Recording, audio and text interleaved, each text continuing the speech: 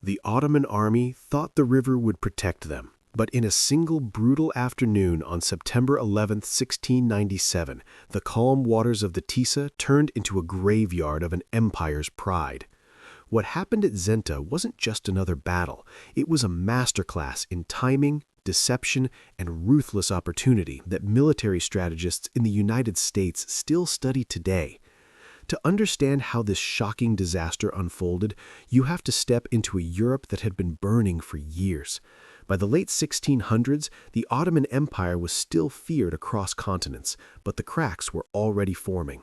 The Great Turkish War had dragged on since 1683, when the Ottomans failed to capture Vienna. That failure wasn't just a lost siege, it was the moment the momentum of centuries began to shift. The Holy League, a powerful coalition including the Habsburg Monarchy, Poland, Lithuania, Venice, and Russia, sensed weakness and pressed hard. Year after year, the Ottomans were forced onto the defensive in Hungary and the Balkans. Still, the empire was far from finished. It could raise massive armies, and in 1697, the new Ottoman leadership believed one decisive campaign could restore their dominance. Enter Sultan Mustafa II, determined to personally lead his forces and reclaim lost prestige. The Ottomans gathered a huge field army, marching north into the contested lands of Hungary. Their goal was simple: reassert control, crush Habsburg resistance, and force favorable peace terms. But standing in their path was one of the most dangerous commanders of the era, Prince Eugene of Savoy. Eugene was young, aggressive, and frighteningly decisive. Unlike many cautious generals of his time, he thrived on speed and surprise. By 1697, he had already earned a reputation in Habsburg service as a man who could turn chaos into victory. When Eugene took command in Hungary, the situation looked uncertain. His army was smaller than the Ottoman host, his resources limited, and Vienna expected him mostly to defend. But Eugene wasn't thinking about defense. He was watching, waiting, and calculating. Throughout the summer campaign, both armies maneuvered across Hungary in a tense strategic dance. The Ottomans moved heavily, burdened by their enormous size and traditional logistics. Eugene moved like a knife, fast cavalry screens, aggressive scouting, constant pressure. Still, no decisive clash came. By early September, the Ottoman army under Sultan Mustafa II reached the Tisa River near the town of Zenta. The plan seemed routine: cross the river safely, regroup on the far bank, and continue operations. They believed Eugene was too far away to interfere. That assumption would become fatal. Ottoman forces began constructing a pontoon bridge and started the crossing operation. Thousands of troops, supply wagons, artillery pieces, and camp followers crowded the riverbanks. Crossing a major river is always one of the most vulnerable moments for any army in history, and discipline and speed are everything. But the Ottoman command grew complacent. Their reconnaissance failed, their security perimeter was weak, and worst of all, their army became dangerously stretched, half on one side of the river, half on the other. Meanwhile, Prince Eugene was moving faster than anyone expected. His scouts brought him electrifying news: the Ottomans were mid-crossing and exposed. Eugene immediately understood the opportunity. This wasn't just a chance for a battle, this was a chance to destroy an entire field army in one stroke. He didn't hesitate. He forced his troops into a rapid march toward Zenta, pushing them hard through dust and heat. By the afternoon of September 11, Eugene's army arrived near the Ottoman position. What he saw confirmed everything: confusion, congestion, and an enemy completely unprepared for a major assault. Most generals would have paused, reconfirmed, maybe waited until morning. Eugene did the opposite. He ordered an immediate attack.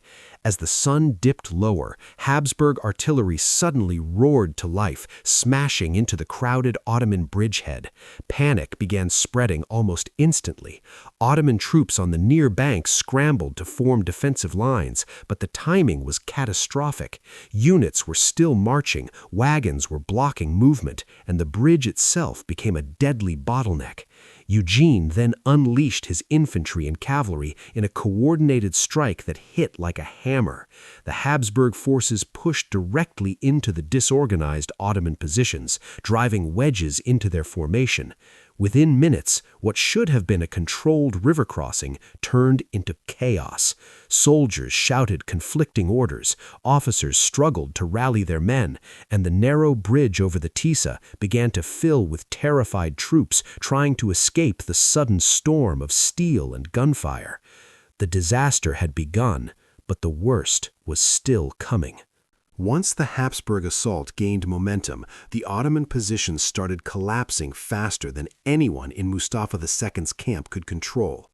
Prince Eugene pressed the attack with cold precision, focusing his artillery on the bridge and the tightly packed troops near the riverbank. Every cannon shot multiplied the panic.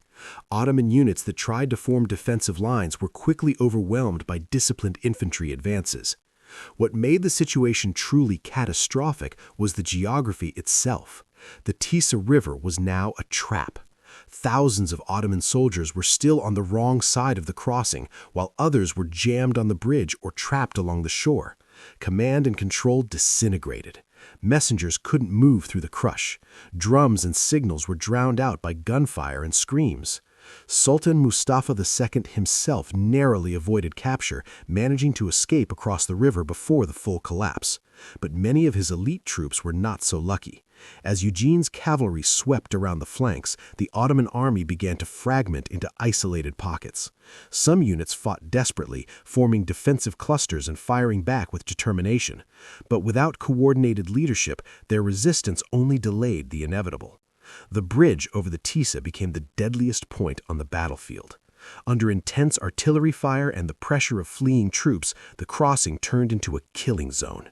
Many soldiers were pushed into the river and drowned under the weight of armor and equipment. Others were cut down as they tried to force their way across. By nightfall, the Ottoman army had effectively ceased to exist as an organized fighting force. The scale of the defeat shocked Europe. Estimates vary, but roughly 20,000 Ottoman troops were killed, wounded, or drowned in just a few hours.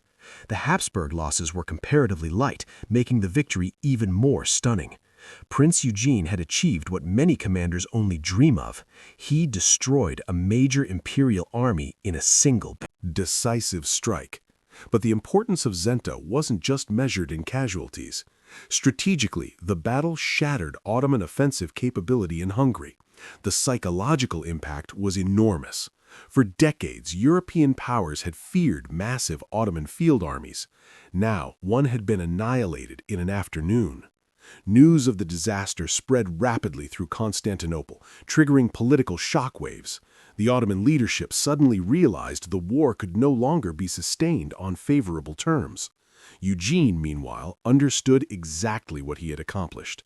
Instead of recklessly advancing deep into Ottoman territory, he consolidated his position, secured key strongholds, and allowed the strategic consequences to unfold. Within 2 years, the Ottomans were forced into the Treaty of Karlowitz in 1699, one of the most significant diplomatic turning points in European history. The treaty forced the Ottoman Empire to surrender vast territories in Hungary and the Balkans to the Habsburgs and their allies.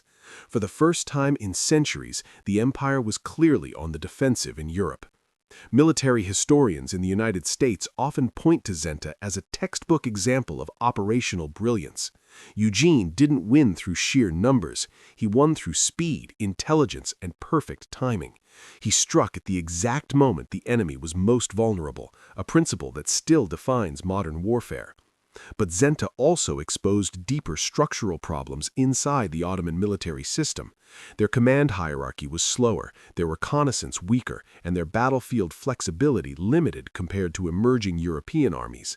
These weaknesses would continue to haunt the empire in the centuries that followed.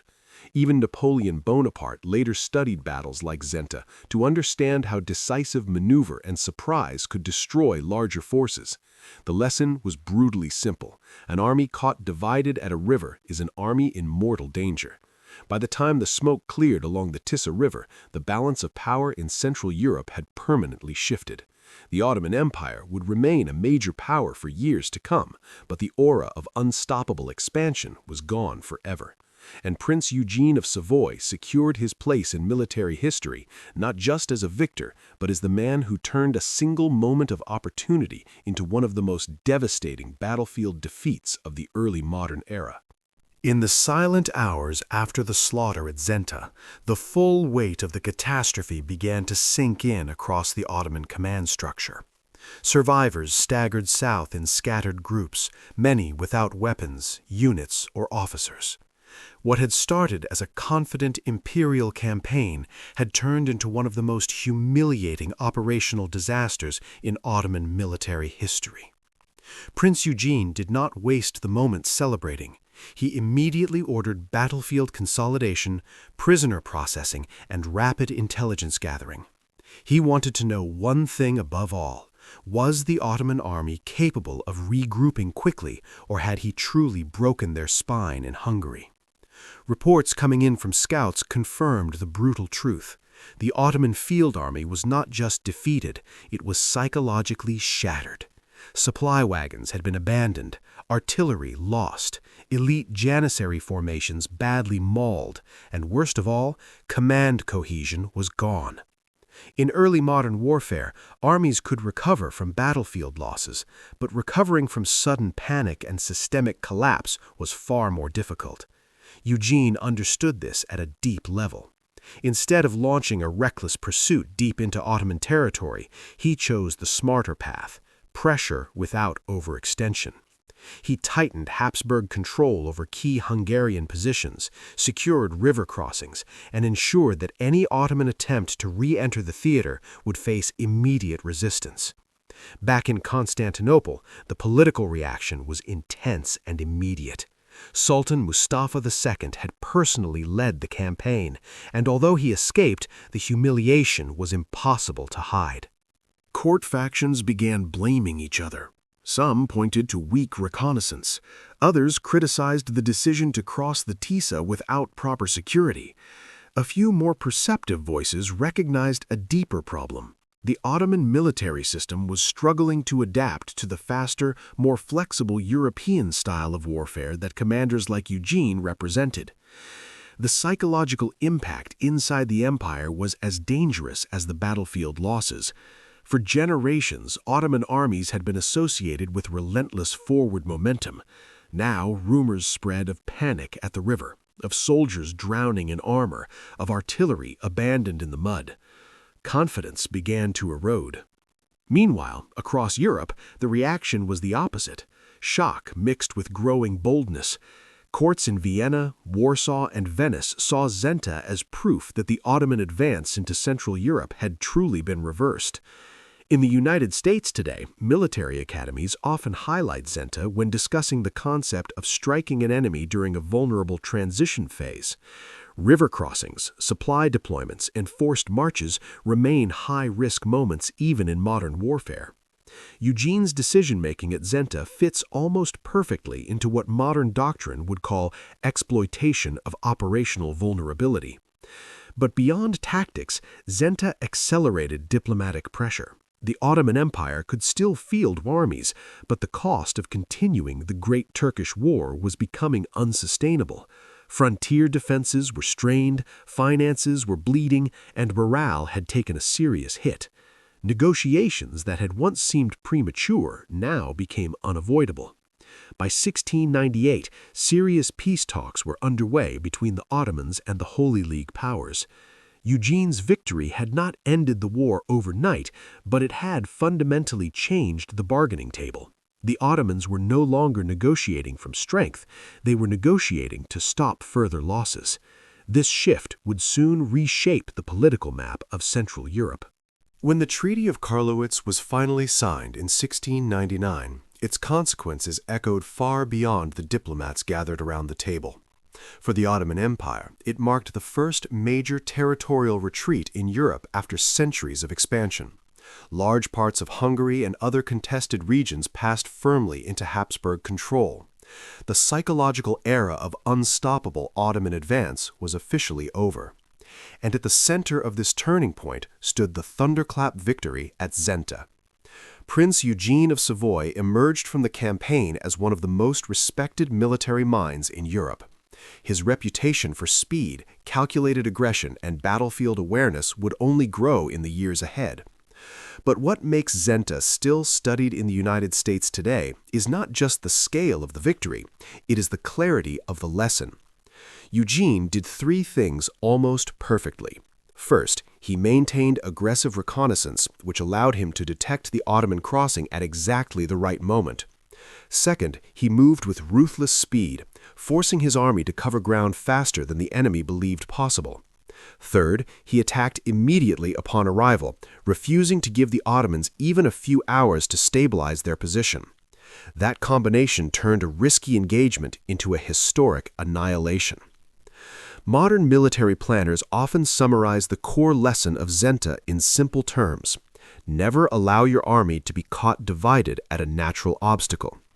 Whether it is a river in 1697 or a logistical bottleneck in modern warfare, vulnerability during transition remains one of the oldest and deadliest truths in military history. But Zenta also serves as a warning about complacency. The Ottoman army at the Tisa was not weak in numbers, it was not short on experienced soldiers. What failed them was situational awareness, security discipline, and command responsiveness in a fast-moving operational environment. Those same failure patterns have repeated across centuries of warfare. By the early 1700s, the balance of power in Central Europe had permanently tilted. The Habsburg Monarchy strengthened its grip on Hungary, the Ottoman frontier pulled southward, and European military doctrine continued evolving toward faster, more flexible battlefield systems. Yet the image that history remembers most clearly is still that September afternoon: the crowded riverbank, the sudden roar of Habsburg guns, and an imperial army realizing too late that it had been caught at the worst possible moment. Zenta was not the largest battle of its century, it was not the longest, but in terms of pure operational shock, few engagements of the early modern era were as brutally decisive. And that is why, more than 300 years later, the Battle of Zenta remains one of the clearest examples of how timing, intelligence, and speed can destroy even the mightiest army in a single, irreversible afternoon.